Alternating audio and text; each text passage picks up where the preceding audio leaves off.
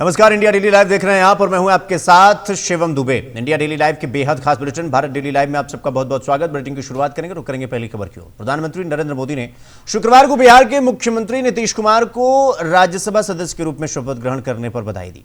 प्रधानमंत्री मोदी ने कहा कि नीतीश कुमार ने बिहार के विकास में अमिट योगदान किया है। उन्होंने कहा कि संसद में एक बार फिर नीतीश कुमार को देखना अत्यंत सुखद अनुभव होगा। आगे जोड़ते हुए उन्होंने कहा कि मुझे पूरा विश्वास है कि नीतीश कुमार के लंबे राजनीतिक अनुभव से संसद की गरिमा और बढ़ेगी।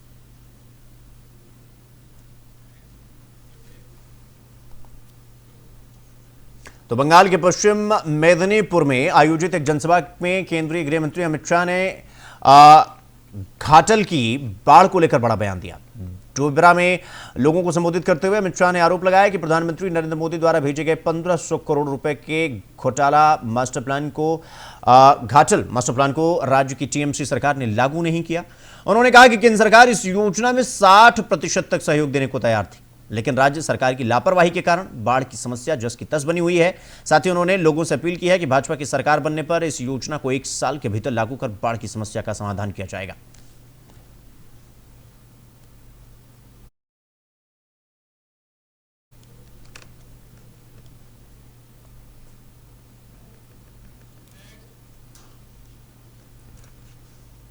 बाढ़ की भी बात करना चाहता हूं।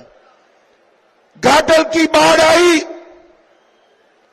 हमने मोदी जी ने 1500 करोड़ रुपए का घाटल के विकास का मास्टर प्लान भेजा।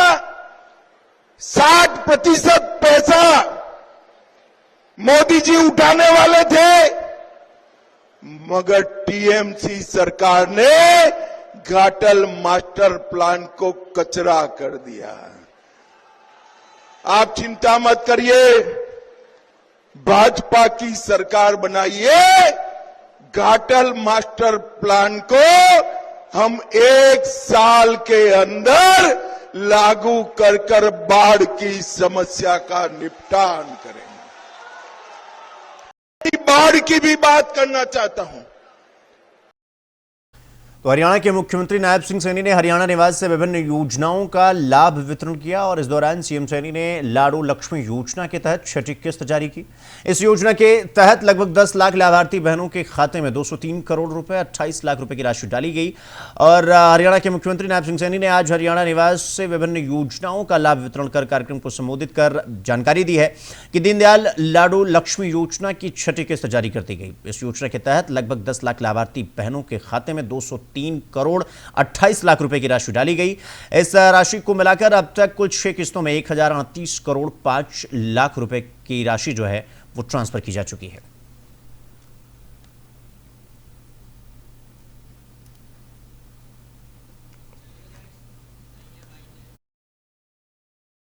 आप सब जानते हैं कि हर महीने की 10 तारीख को जो विभिन्न योजनाओं के तहत लाभार्थियों को लाभ पहुंचाया जाता है, उसके निमित्त आज हमने लाडो लक्ष्मी योजना की 6ठी किस्त वो जारी की है।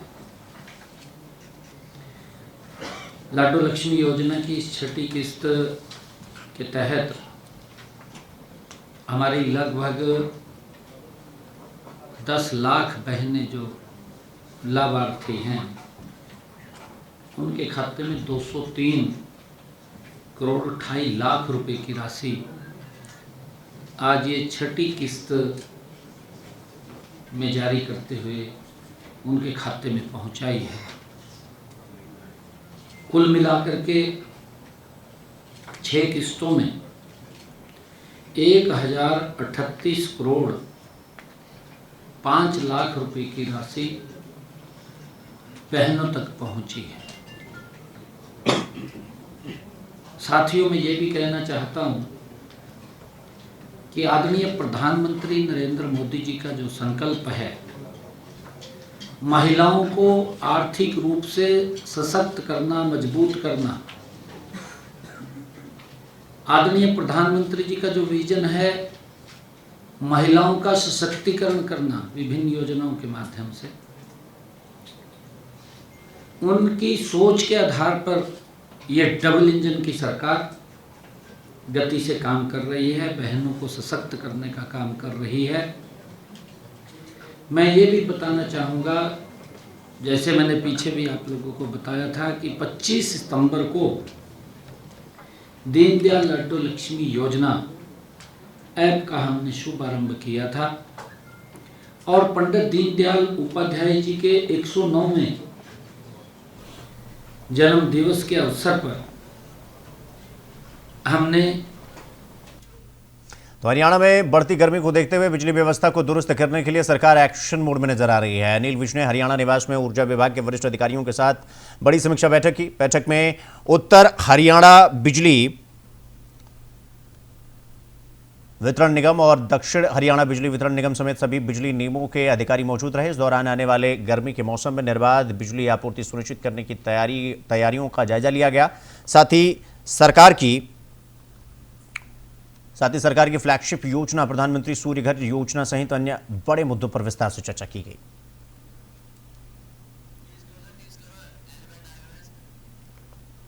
तो अनिल विज ने बिजली व्यवस्था पर समीक्षा बैठक की और आपको बता दें कि लगातार अनिल विज समीक्षा बैठक कर रहे हैं, चूंकि तमाम जगहों से वो खबरें आ रही थी और इसको लेकर बिजली की व्यवस्था कैसी है हरियाणा में, इसको लेकर अनिल विज के कंधों पर जो जिम्मेदारी है उसको वो निर्वहन कर रहे हैं। तमाम अधिकारियों को बुला करके उनसे जानने समझने की कोशिश की गई, क्योंकि गर्मी से पहले पावर सप्लाई को लेकर चीज़ों का ठीक होना वो बहुत ज़रूरी है और इस वजह से अनिल विज ने ये बैठक की।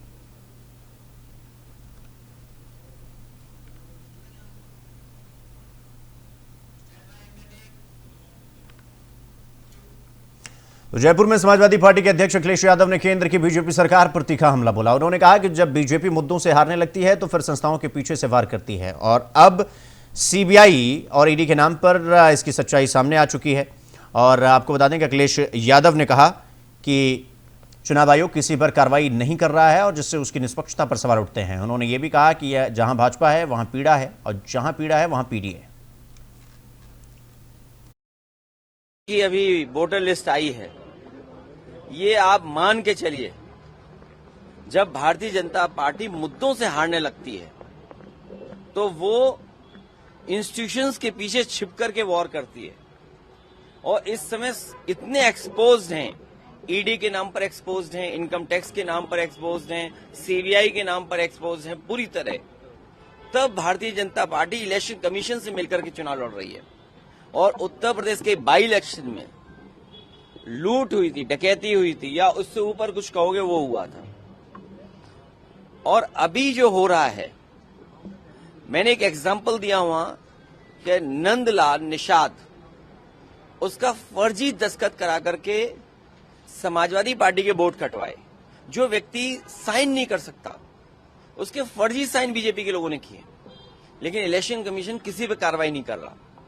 जब कार्रवाई नहीं कर रहा तो आप समझ लो सरकार के साथ। तो वहीं मथुरा के वृंदावन में यमुना नदी में एक स्टीमर पलट जाने से हड़कंप मच गया। ये हादसा केशी घाट के पास हुआ, जहां स्टीमर में सवार करीब 25 लोग अचानक दुर्घटना का शिकार हो गए।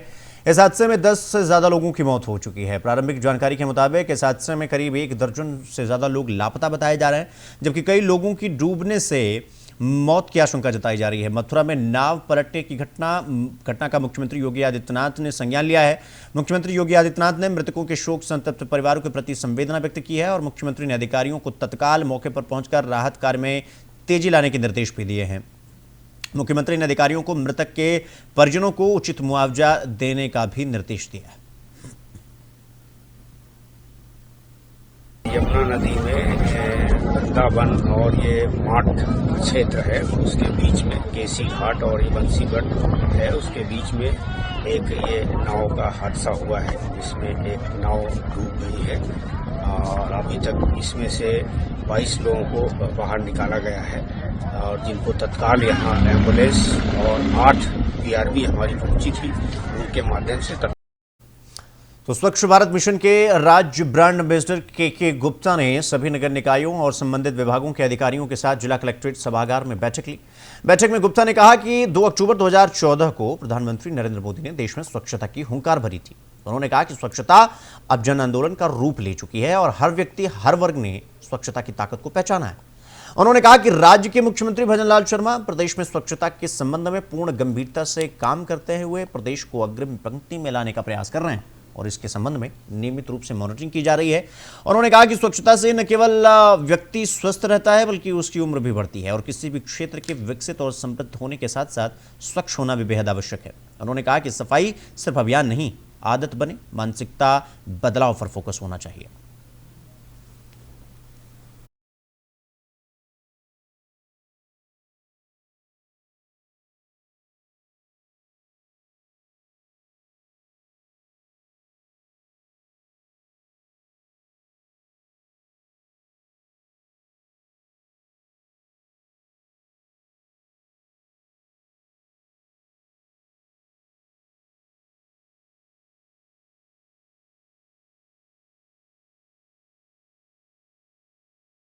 राज्य स्तरीय बैठक की गई और स्वच्छता को जन आंदोलन बनाने की जो है वो पूरी तैयारी की गई और इसके लिए प्रधानमंत्री के 2014 के स्वच्छता अभियान का उल्लेख भी किया गया कि जिस तरह प्रधानमंत्री ने जब 2014 में वो प्रधानमंत्री बने थे उसके बाद से स्वच्छता की एक पूरी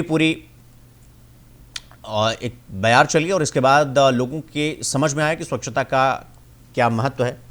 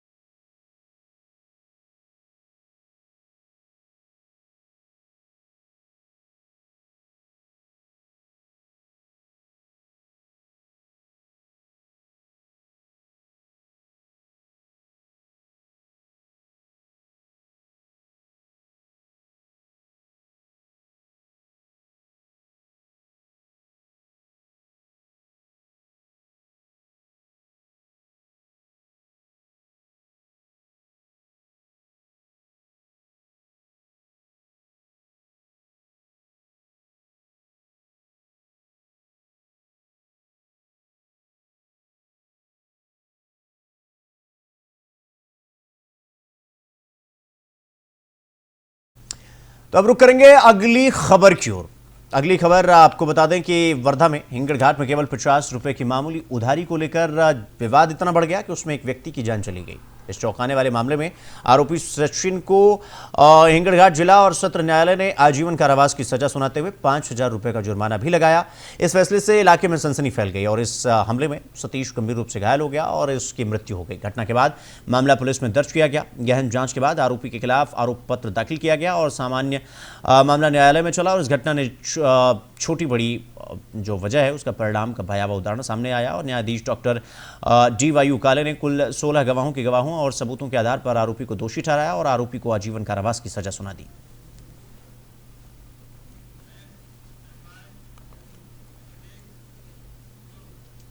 तो कक्ष के मांडवी से एक सनसनीखेज मामला सामने आया जहां सोशल मीडिया पर मारपीट का वीडियो वायरल होने के बाद पुलिस ने तुरंत कार्रवाई की है। आपको बता दें कि वीडियो में 3 अज्ञात हमलावरों ने एक युवक को लकड़ी के डंडों से बेरहमी से पीटते हुए दिखाई दिया और जिसके बाद पुलिस ने वीडियो को संज्ञान में लेते हुए आरोपियों के खिलाफ शिकायत दर्ज की। पुलिस के FIR के अनुसार आरोपियों ने न केवल पीड़ित को शारीरिक चोट पहुंचाई बल्कि जिला कलेक्ट्रेट द्वारा लागू किए गए हथियार बंदी के अधिसूचना का भी उल्लंघन किया।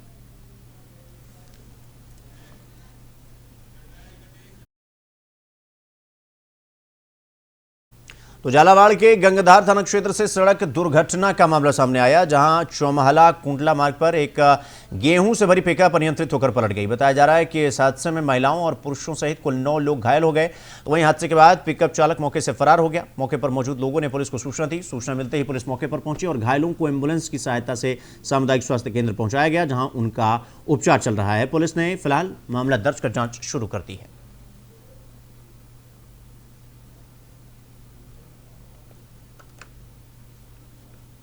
इसमें 9 लोग थे, जिसको पुलिस थाना गंगा द्वारा यहाँ पर लाया गया। तो साथ में कुछ ग्रामीण परिजन भी थे उनके।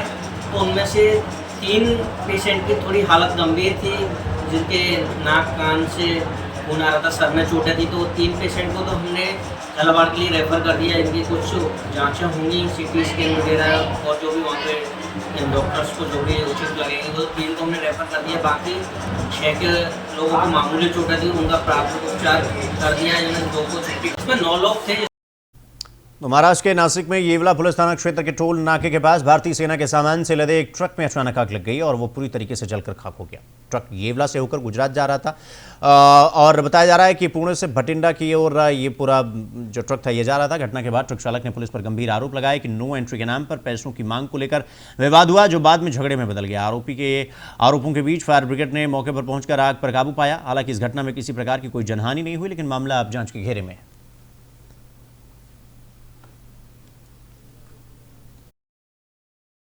मेरा नाम जगतार सिंह है, पंजाब का। मैं संगरूर जिले का रहने वाला हूँ और इधर मैं मतलब कि पूना से आ रहा था बठिंडा के लिए। मेरे को आर्मी का COD का सामान भरा हुआ था, गाड़ियों का सामान भरा हुआ था।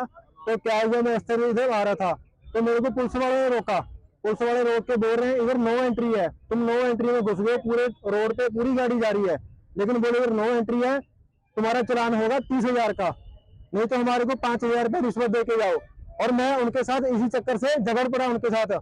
मैंने उसके झगड़ा किया तो उन्होंने बोला हमको 5,000 रुपये लेंगे, तुम्हारा 30,000 का चलान करेंगे। ठीक है, हम इधर वापस आ रहे थे, एक पुलिस में गाड़ी निकालते हुए डर गया पुलिस वालों को भी तुमने ये कर दिया वो कर दिया। तो पुलिस वालों ने क्या किया, एक पुलिस वाला इधर खड़ा सिगरेट पी रहा था, एक पुलिस वाले ने मेरे साइड में लिया के थप्पड़ मारा। बोला तू हल्ला कर रहा है। मैं उनको बोल रहा भी हम किस चीज के पैसे दें, तुम्हारा अपनी सैलरी से पेट नहीं भरता है क्या। विक्रमजीत सिंह, रहवासी येवला। छगन भुजबल साहब से एक विनती है कि आपके येवला के ट्रैफिक पुलिस वाले यहाँ पूरा दिन 7 से 8 पुलिस वाले गाड़ी वालों को तंग करते हैं, उनसे वसूली करते हैं और ऑनलाइन चलान के दर से उनसे पैसा लेते हैं। आज क्या हुआ, उन्होंने सुबह ये गाड़ी रुकाया, पंजाब की आर्मी का सामान है उसमें, और उन्होंने इनसे 5,000 रुपया रिश्वत मांगी। इनका चलान बोला है कि इनको चलान करके देंगे, नहीं तो इतना पैसे दो। तो इन्होंने बोला हमारे पास पैसे नहीं है इतना। तो इनका उनसे बाताबाती हुई और बाताबाती होने के बाद पुलिस वालों ने इनकी टैंकी को आग लगा दिए, डीजल टैंक को, और गाड़ी को आग लग गई। ये 2 जाने थे, वो 8 जाने थे, और आग लगने के बाद यहाँ से ट्रैफिक पुलिस वाले भाग गए। अभी ये बेचारे आर्मी का सामान है, आर्मी वालों को भी उन्होंने फोन करा है। तो प्लीज रिक्वेस्ट। तो भरतपुर के नदबई कस्बे में कानून व्यवस्था पर एक बार फिर सवाल खड़े हो गए हैं, जब देर रात अज्ञात चोरों ने गुड़ मंडी कटरा में सर्राफा बाजार को निशाना बनाते हुए एक बड़ी चोरी की वारदात को अंजाम दे डाला। पुरानी गुड़ मंडी स्थित महेश बंसल ज्वेलर्स की दुकान का शटर तोड़कर चोर अंदर घुसे और वारदात को अंजाम दिया। बताया जा रहा है कि चोर करीब 5 किलो से ज्यादा चांदी के जेवरात चुरा ले गए, जिसकी कीमत 10 लाख रुपए से ज्यादा बताई जा रही है। घटना की सूचना मिलते ही पुलिस महकमे में हड़कंप मच गया और मौके पर आला अधिकारी पहुंचे। पुलिस CO अमर सिंह राठौर सहित नदबई, लखनपुर थाना पुलिस, FSL की टीम और डॉग स्क्वाड को भी मौके पर बुलाया गया। घटनास्थल का निरीक्षण किया गया। टीमों ने बारीकी से साक्ष्य जुटाते हुए पूरे घटनास्थल की जांच शुरू कर दी।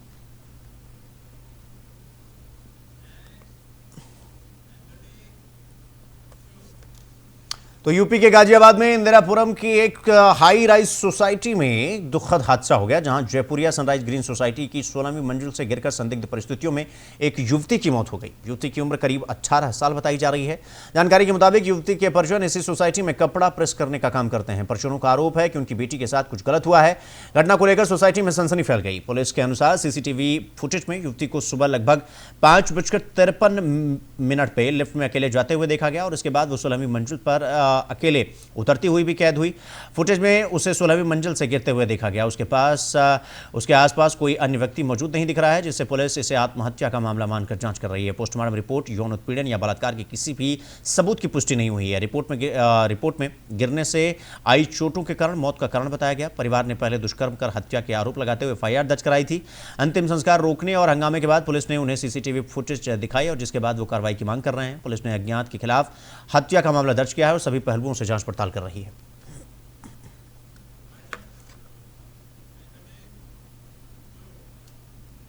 तो इसी खबर के साथ बुलेटिन में फिलहाल इतना ही, लेकिन देश और दुनिया की तमाम बड़ी खबरों को देखने के लिए देखते रहिए इंडिया डेली लाइव और मुझे दीजिए इजाजत। नमस्कार।